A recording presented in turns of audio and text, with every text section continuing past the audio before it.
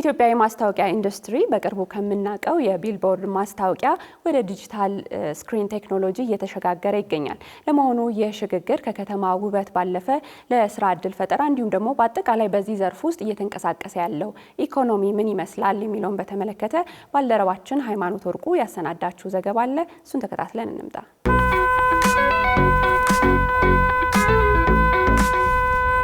ቀደም ሲል ማስታወቂያ ለህዝብ የሚደርስባቸው መንገዶች የተለያየ መልክ ነበራቸው። የሚጠይቁት ወጪም እንዲሁ። ከነዚህ መካከል ጥሩምባ ለህዝብ መቀስቀሻነት ጥቅም ላይ ውሏል።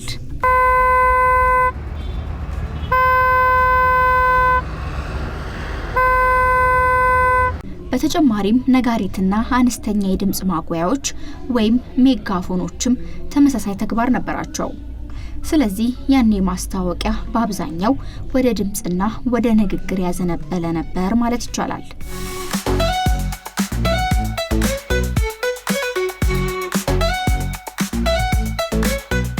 ዘመን ሲለወጥ ንግድ እየተስፋፋ ሲሄድ ጋዜጦችና መጽሔቶችም የማስታወቂያ አማራጮች እየሆኑ መጡ። ከዚያም የሬዲዮ ሞገድና የቴሌቪዥን መስኮቶች የንግዱን ዓለም ተቆጣጠሩት።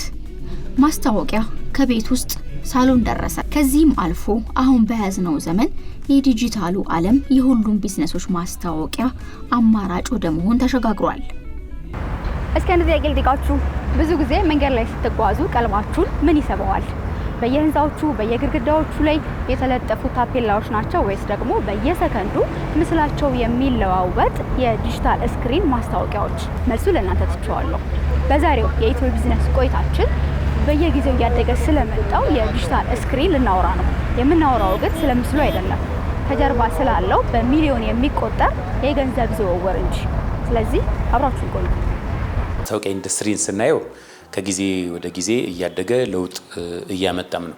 እንግዲህ በዋናነት የማስታወቂያን ዓላማ ስናየው የተለያዩ አገልግሎቶች፣ የተለያዩ ምርቶች የደንበኞችን ችግር ለመፍታት በሚያስችል አይነት መልኩ ዲዛይን ተደርገው ተመርተው ለገበያ ይቀርባሉ። ስለዚህ እነዚህ ምርትና አገልግሎቶች ገበያ ላይ መኖራቸውንና የደንበኛውን ችግር ታሳቢ ባደረገ መልኩ እንዴት ደንበኛው ችግሩን ሊፈታ ይችላል በሚል ደረጃ ገበያ ላይ መምጣታቸውን አንደኛ መረጃ ለመስጠት ልናስተዋውቅ እንችላለን።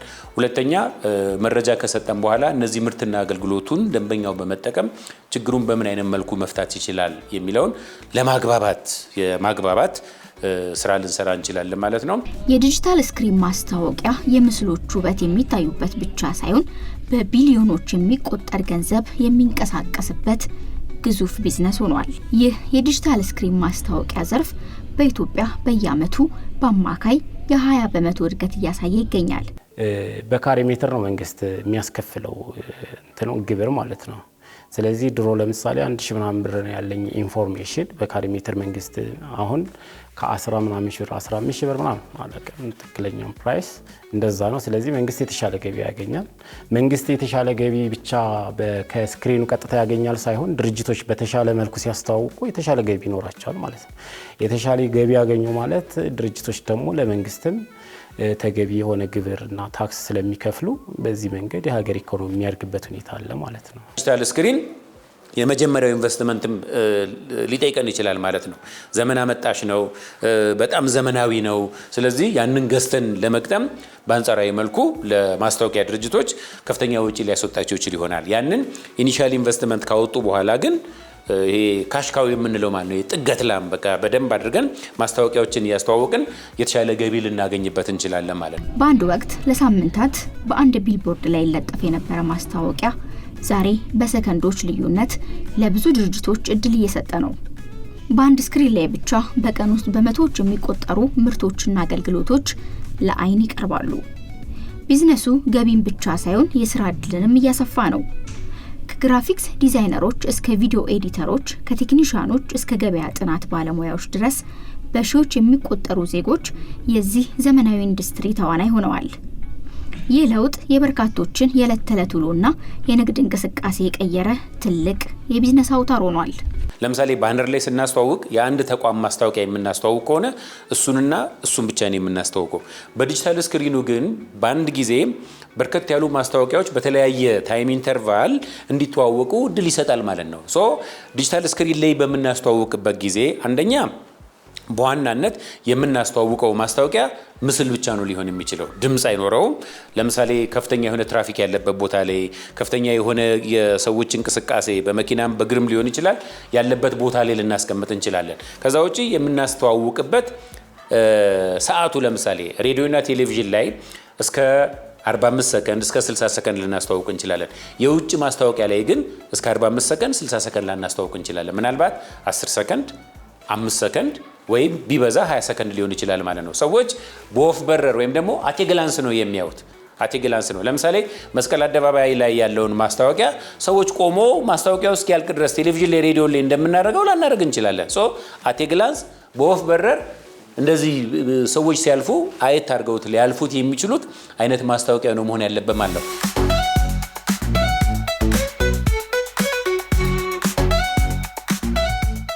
የማስታወቂያ ኢንዱስትሪው በጣም ተቀይሯል።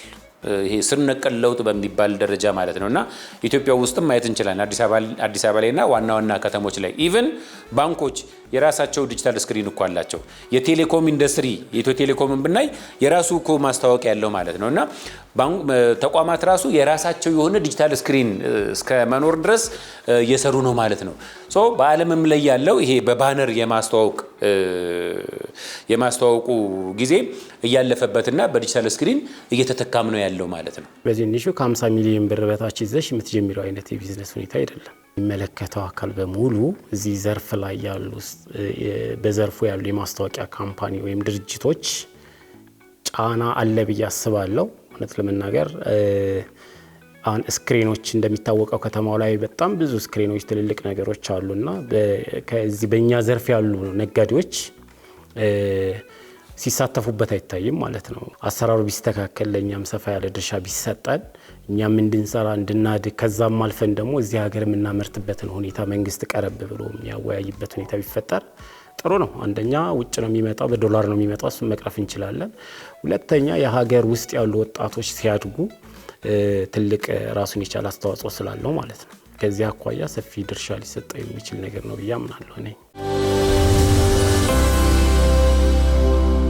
በዛሬው የኢትዮ ቢዝነስ ቆይታችን የተለያዩ የቢዝነስ መረጃዎቻችንን ወደ እናንተ ስናደርስ ቆየን።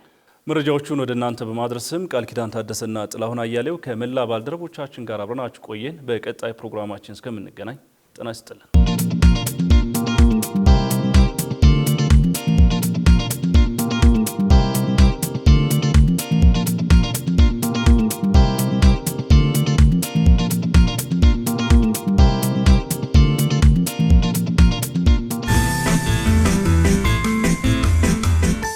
እስከ መጨረሻው ድረስ ከኛ ጋር ስለነበራችሁ እናመሰግናለን። የምናዘጋጃቸውን አዝናኝ ቪዲዮዎች ማየት ከፈለጋችሁ እዚች ጋር ጠቅ ያድርጉ። ሰብስክራይብ የሚለውን ደግሞ እዚህ ጋር ጠቅ ማድረግ እንዳትረሱ። በቀጣይ ቪዲዮ እንገናኝ።